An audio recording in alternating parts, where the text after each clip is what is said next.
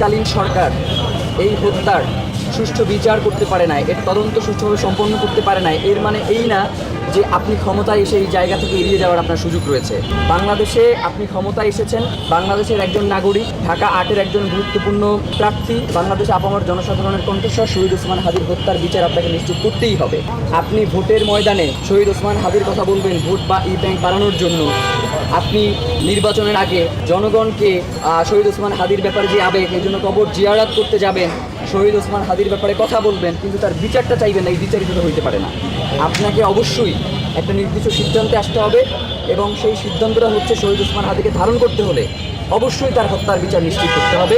এবং অন্তর্বর্তীকালীন সরকার যেহেতু এটা বাস্তবায়ন করতে পারে নাই, আমরা আমাদের জায়গা থেকে অন্তর্বর্তীকালীন সরকারকে তো অবশ্যই দায়ী করব, এবং এই সরকার যদি দ্রুত সময়ের মধ্যে এটা বাস্তবায়ন না করে, তাহলে এই সরকারের সময়েও আমরা বিভিন্ন ধরনের আন্দোলনে অবতীর্ণ হতে বাধ্য হব। তৎসম, অর্ধতৎসম, তদ্ভব, দেশি এবং বিদেশি, আমি দেখি যে আমি যেই শব্দগুলো দৈনন্দিন ইউজ করি সবসময়, সেই শব্দগুলো দেখি হচ্ছে বিদেশি, আর যেই শব্দগুলো আমি ইউজ করি না সেই শব্দগুলোর দেশ হিসেবে কাউন্ট করা হয়। আল্লাহ বলি এইটাও বাংলা শব্দ, আবার আমি যে প্রার্থনা বলি এইটাও বাংলা শব্দ।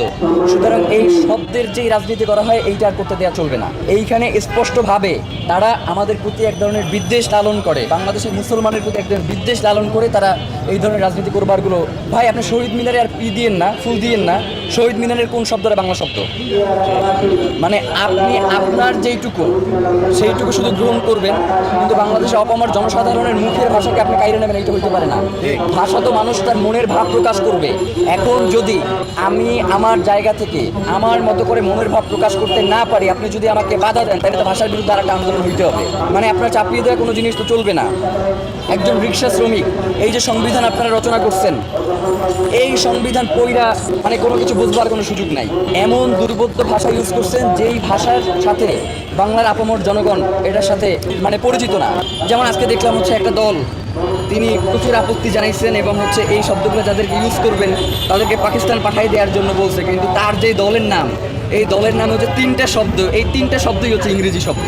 ভাই, ইংরেজি বাংলা বলে কিছু নেই, ডিকশনারিতে আচ্ছা শব্দটাই ইংরেজি হিসেবে কাউন্ট হয়। এইটাকে ইংরেজি ছিল না, কিন্তু ব্যবহারের প্রয়োজনই এইটাকে অক্সফোর্ড ডিকশনারিতে ইংরেজি শব্দ হিসেবে স্থান দেওয়া হয়েছে। এরকমের অসংখ্য শব্দকে, বাংলা শব্দকে ইংরেজি হিসেবে স্থান দেওয়া হয়েছে। যেমন আমরা যে মা বলি, এই মাটা শুধুমাত্র আমরা একারা ব্যবহার করি না। এই যে মিনার বলি, এই মিনার শব্দটা শুধুমাত্র আমরা বাংলা ভাষাভাষী যারা রয়েছি তারাই শুধুমাত্র এটা ব্যবহার করি না। এটা পৃথিবীর বিভিন্ন দেশে মনের ভাব প্রকাশের সুবিধার্থে মানুষ তার মতো করে শব্দ গ্রহণ করে, শব্দ কোনোদিন চাপিয়ে দেওয়া যায় না। সুতরাং আজকের এই দিনে একমাত্র আমরা আমাদের ভাষা শহীদদেরকে সম্মান তখনই জানাইতে পারবো যখন এই ভাষা শহীদদের মাধ্যমে আমাদের যে মনের ভাব আমরা সেইটা স্বয়ংসম্পূর্ণভাবে নিজের কথার মধ্য দিয়ে প্রকাশ করতে পারবো, চাপিয়ে দেওয়ার মধ্য দিয়ে নয়।